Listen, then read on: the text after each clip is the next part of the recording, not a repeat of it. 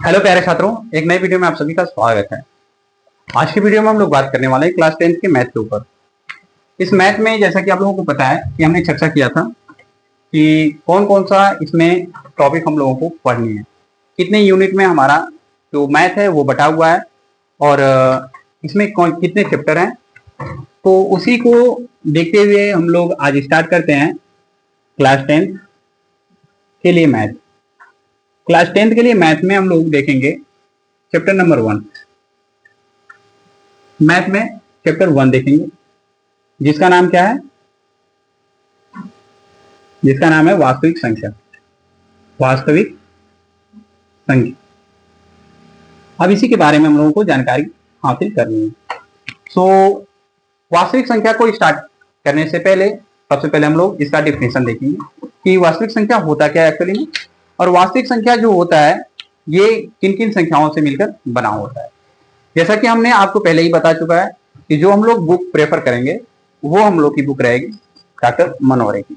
यही बुक रहेगी, इसे आप अपने पास जरूर रखिएगा।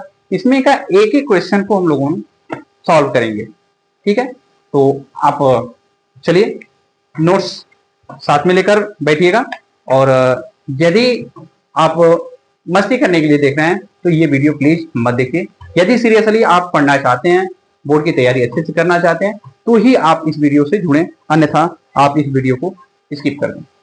सबसे पहले हम लोग जानेंगे वास्तविक संख्या जो है ये होती क्या है और किन संख्याओं से मिलकर बनी होती है। तो वास्तविक संख्या परिमेय और अपरिमेय संख्या से मिलकर बनती है। परिमेय और अपरिमेय संख्या, परिमेय और अपरिमेय संख्या से मिलकर बनती है। अब इसमें परिमेय और अपरिमेय संख्या को देखें। परिमेय और अपरिमेय संख्या को देखें कि परिमेय संख्या होती क्या है और अपरिमेय संख्या होती क्या है। तो इसको कहते हैं कि p/q के रूप में जिनको व्यक्त किया जा सके उसे परिमेय संख्या कहते हैं, और q = नॉट 0 होना चाहिए। लेकिन आप क्लास 9th में जब परिमेय संख्या पढ़ें तो उस समय आपको एक नया डिफिनेशन मिला होगा कि जब कोई भी संख्या दशमलव के बाद में पुनरावृत्ति करती है, यानी कि अपने को बार बार दोहराती है, तो उसको भी परिमेय संख्या कहते हैं। जैसे में कि मान लीजिए 3.3333 डॉट डॉट कर दिया जाए तो इसको भी हम लोग परिमेय संख्या में काउंट करते हैं। ये क्लास 9th में सिखाया जाता है, ठीक है। फिर उसके बाद आते हैं हम लोग अपरिमेय संख्या के ऊपर। अपरिमेय संख्या क्या होता है, तो जिसे हम लोग p/q के रूप में न व्यक्त कर सकें, p/q के रूप में नहीं व्यक्त कर सकें, उसको कहते हैं हम लोग अपरिमेय संख्या। जैसे में इसको रूट में लिखते हैं, √2, √3, √5, ये सब आएंगे आपके अपरिमेय संख्या में। और एक होता है अपरिमेय संख्या में, जैसे कि ये दशमलव के बाद में अपने आप को पुनरावृत्ति कर रही है, लेकिन इसमें जो होगी ये पुनरावृत्ति अपने आप को नहीं करेगी। जैसे 3.3, 5, 7, 6, 8, 2, 1, 2, 3, 5 ऐसे डॉट डॉट डॉट डॉट चला जाए, तो इसको हम लोग अपरिमेय संख्या के श्रेणी में रखते हैं। तो आई होप आपको समझ में आया होगा कि परिमेय संख्या क्या होता है और अपरिमेय संख्या क्या होता है।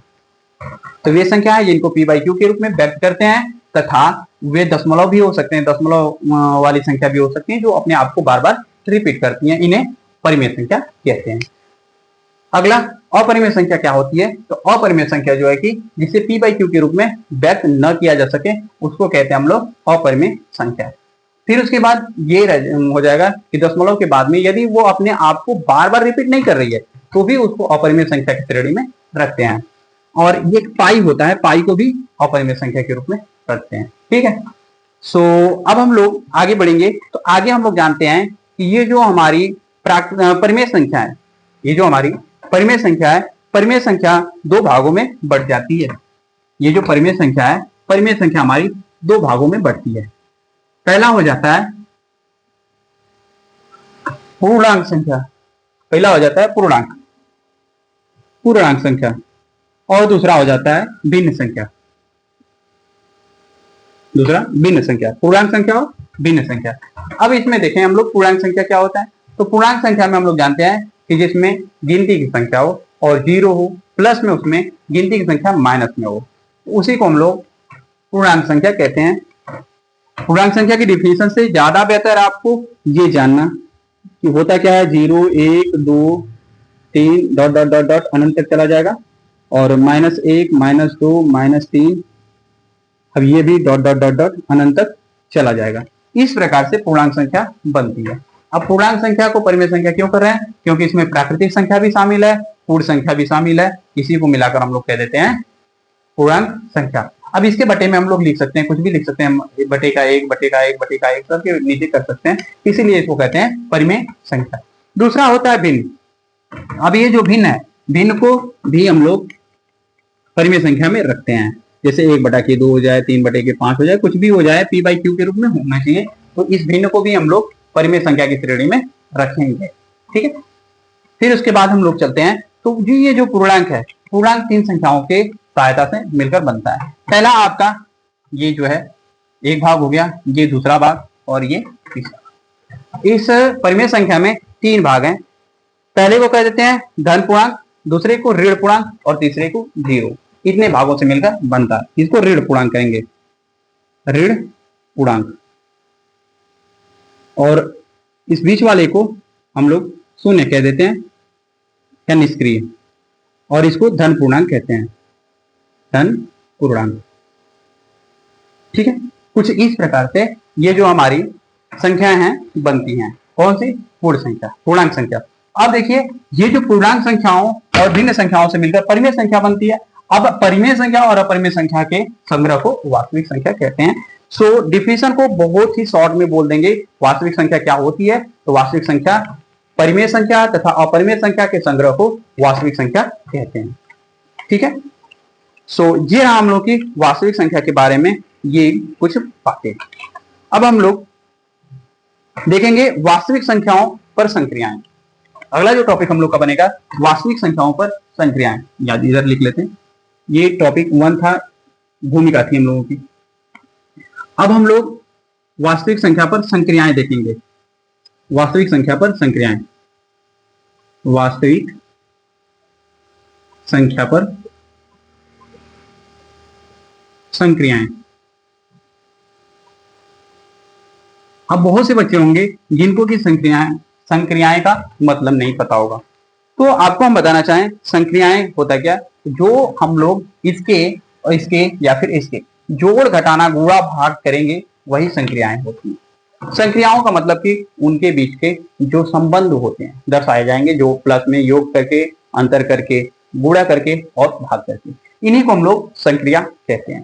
तो आई होप ये बचपन से ही आप सीख कर आ रहे हैं कि इन संख्याओं का हम लोग जोड़ कैसे करें, घटाव कैसे करें, गुणा कैसे करें और भाग कैसे करें, ये चीजें आपको पता होंगी, ठीक है। तो हम लोग आगे बढ़ेंगे, तो आगे हम लोगों को मिलेगा यूक्लिड विभाजन प्रमेयिका। यूक्लिड विभाजन प्रमेयिका, इसको हम लोग चर्चा करें तो यूक्लिड विभाजन प्रमेयिका में हम लोग सबसे पहले भागफल वाले संक्रिया, जो संक्रिया है इसमें संक्रिया में जोड़, घटाना, गुणा और भाग, ये संक्रियाएं हैं। अब इन संक्रियाओं में से केवल एक संक्रिया आपके चैप्टर में पढ़ना है जिसको हम लोग भाग कहते हैं, जिसको हम लोग भाग कहते हैं। यानी जब भाग को हम लोग देखें तो भाग हम लोग कुछ बचपन से इस प्रकार से सीखते आते हैं कि उसमें भाजक, भाज्य, भागफल और शेषफल होता है। ध्यान दीजिए, पढ़े होंगे, क्या पढ़े? कुछ इस तरीके से बनाकर अब भाग भी होंगे, जैसे कि 35, अब 6 से आपको भाग देना है। तो इसका जब हम लोग पहाड़ा पढ़ते हैं तो 6 पंचा 30 यहां लिख देते हैं और यहाँ पे बच जाएगा 5। तो कुछ इस तरह से हम लोग जब बचपन में सीखते थे कि भाग को हम कैसे चेक करें कि हमारा भाग सही है या फिर गलत है, तो उसको हम लोग करते क्या थे कि 5 का 6 में गुणा करते थे, 5 गुणे 6 हो जाता था। अब प्लस में जो नीचे बचता था उसको जोड़ देते थे, तब हमारा आ जाता था बीच वाला यानी कि 35। इस तरीके से हम लोग बचपन से ही पढ़ते आ रहे हैं। जब हम लोग क्लास 2nd 3rd में पहुंचते हैं उसी टाइम हम लोगों को भाग सिखाया जाता है और भाग का इसको जांच करने का तरीका भी सिखा दिया जाता है कि चेक करके हम लोग कैसे बताएं कि यहाँ पे हमारा जो भाग है वो सही है, करते क्या है ऊपर वाले का और इधर वाले का गुणा करते हैं, प्लस कर देते हैं, इसको आ जाता है बीच वाला। जब बीच वाला आ जाता है तो उसको कह देते हैं कि हमारा भाग सही है।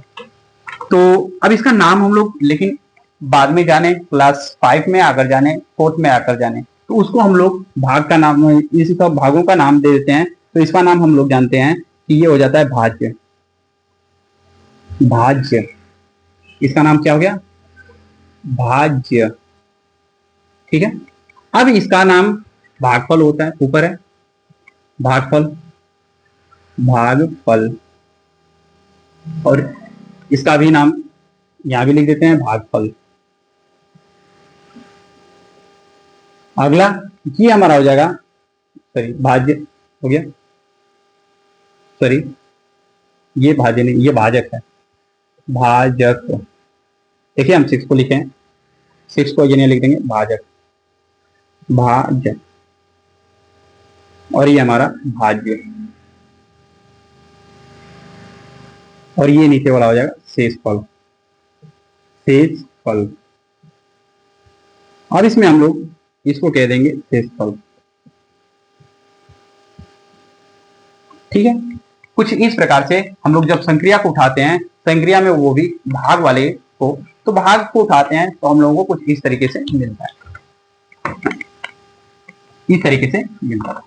तो एक फार्मूला बन जाता है हम लोगों का, नीचे उसको नोट कर लेंगे, भाज्य बराबर, भाज्य बराबर, इसको भाजक को पहले कर लें चाहे बाद में कर लें, कोई दिक्कत नहीं है।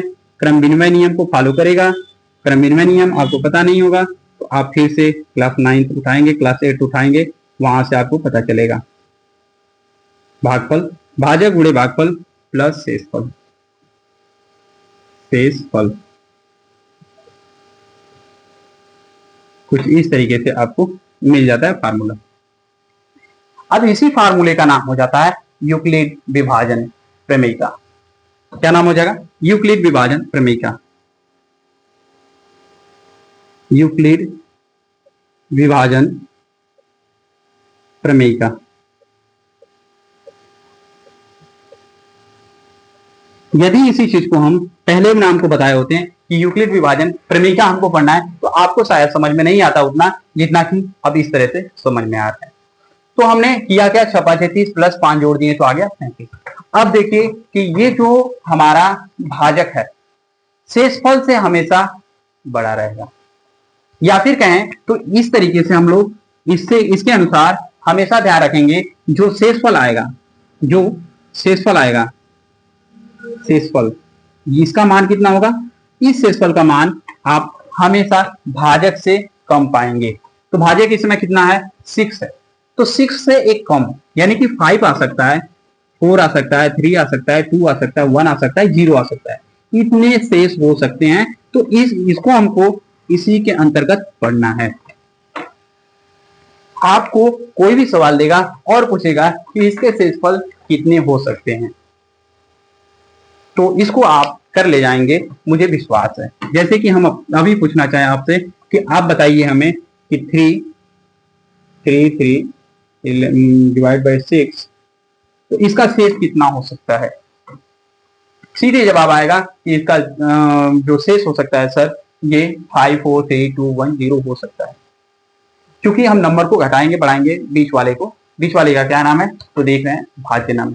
भाज्य का मान जब हम घटाएंगे बढ़ाएंगे तो शेषफल का मान घटता बढ़ता है, लेकिन जब भी शेष बचेगा वो शेष इस भाजक पे डिपेंड करेगा, ठीक है, भाजक पे। भाजक से एक कम होकर 0 तक शेष चला जाएगा, इसको याद रखेंगे। यही आपको सवाल में दे देगा।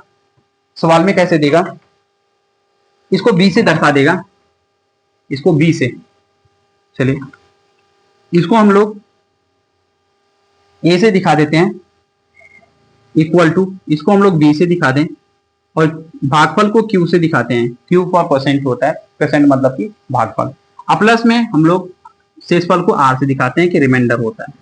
इसको प्रतीकात्मक रूप में इस तरीके से दिखाएंगे, और यदि हिंदी में लिखें तो इस तरीके से दिखाएंगे। दिख रहा है या फिर नहीं, ये थोड़ा हमें जानना जरूरी है, शायद लाइट ज्यादा आ रही है। देख लीजिए, बोल दे रहे हैं a equal to B Q plus R. R का मान हमेशा 0, आर का मान हमेशा जीरो के बराबर या बड़ा, बराबर या बड़ा हो सकता है किसके, आपके इस भाजक के। भाजक को किससे दिखाएं, बी से दिखाएं। भाजक को हम लोग बी से दिखाए हैं। भाजक से बड़ा या बराबर हो सकता है, सॉरी जीरो से बड़ा या फिर बराबर हो सकता है, लेकिन एक कम हो सकता है, सॉरी इसको हम आर बीच में लिखें, आर से बी से छोटा होता है, कुछ इस तरीके से इसको समझिए। गणित के रूप में इसको समझना बहुत जरूरी है, नहीं समझेंगे तो आगे सवाल नहीं लगेंगे। इसमें करना क्या है, आर का मान जीरो के बराबर या बड़ा हो सकता है, आर का मान जीरो के बराबर या फिर बड़ा हो सकता है, लेकिन बी से छोटा होगा। इसको समझिए, तब तक समझिए जब तक आपको समझ में ना आ जाए। यही छोटी छोटी बातें होती हैं, यदि इसको आप पकड़ कर चलते हैं तो आप मैथ में अच्छा कर ले जाएंगे। हमने बताया क्या कि जो आर है उस आर का मान कितना होगा, या तो जीरो हो सकता है या जीरो से बड़ा हो सकता है। ये बड़ा का चिन्ह है, जैसे कि 3 और 5 में पूछा जाए कौन बड़ा है तो ऐसे लगा देते हैं कि ये बड़ा है, तो जीरो से बड़ा या बराबर होगा, लेकिन बी से छोटा होगा। इस चीज को याद रखकर चलिएगा। जैसे कि हमने देखा बी का मान वहां पे 6 था, तो 6 से छोटा ही होगा। छोटा मतलब 5 हो सकता है, 4 हो सकता है, 3 हो सकता है, 2 हो सकता है, 1 हो सकता है, 0 हो सकता है। यानी बराबर का है तो बराबर भी हो सकता है, 0 भी हो सकता है। तो इतने आएंगे आर की जगह, ये हमेशा काम आएगा। इस चीज को आप याद रखकर चलिएगा, अन्यथा समस्या होगी। देखिए हम पहले से ही बताते हुए चल रहे हैं। ये रही आपकी कौन सा, यूक्लिड विभाजन प्रमेय का। तो ये रहा थ्योरी। अब थ्योरी के बाद में हम लोग यदि चलते हैं क्वेश्चन पे, इसके आधार पे क्वेश्चन पूछेगा। उदाहरण 1 देख लीजिए, दिया है दर्शाइए कि प्रत्येक धनात्मक समपूर्णांक 2q के रूप में 2q के रूप का होता है तथा प्रत्येक धनात्मक विषम पूर्णांक q प्लस 2q प्लस 1 के रूप में होता है, जहां q कोई पूर्णांक है। उदाहरण 1 दिया है, क्या दिया है, कोई भी सम पूर्णांक, धन सम पूर्णांक, सम मतलब धनात्मक मतलब धन होगा उसके आगे, सम मतलब जो 2 से कट जाए, तो 2q 2 का गुणा ही होगा, 2q पूर्णांक हो गया। अब कह रहा है कि प्लस 2q के रूप में होता है तथा धनात्मक विषम पूर्णांक 2q प्लस 1 के रूप में होता है। धनात्मक विषम पूर्णांक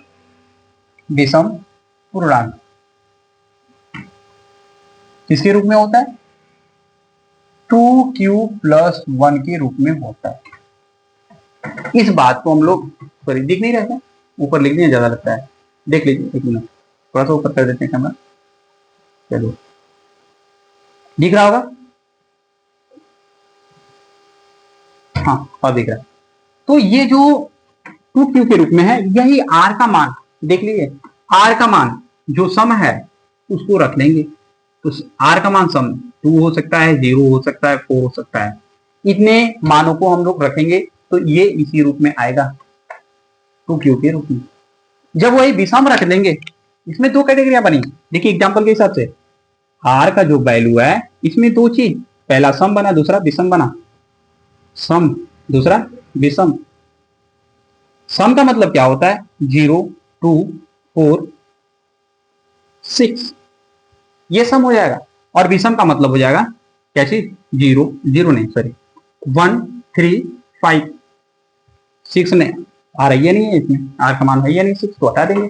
तो अब देख लीजिए ये 2q के रूप में यानी कि 2 के गुणे के रूप में है, और ये 2 के गुणे से एक ज्यादा है, एक ज्यादा है। इसीलिए बोला गया कि विषम वाले को इस तरीके से लिखे जाते हैं, लेकिन सम वाले को इस तरह से लिखते हैं। आई होप इतनी बात आपको क्लियर होंगी। जब क्लियर है तो इतने का फेयर बनाइए और इसे लिख कर जरूर रखिए, याद करिए और बार बार इसका अभ्यास कीजिए, ताकि आप थोड़े थोड़े करके अच्छे पढ़ाई की तरफ बढ़ सकें। यदि एक दिन में ज्यादा पढ़ना चाहेंगे तो वही हाल, कुछ नहीं मिलेगा। सो इस वीडियो में इतना ही रखते हैं। Thank you for watching this video.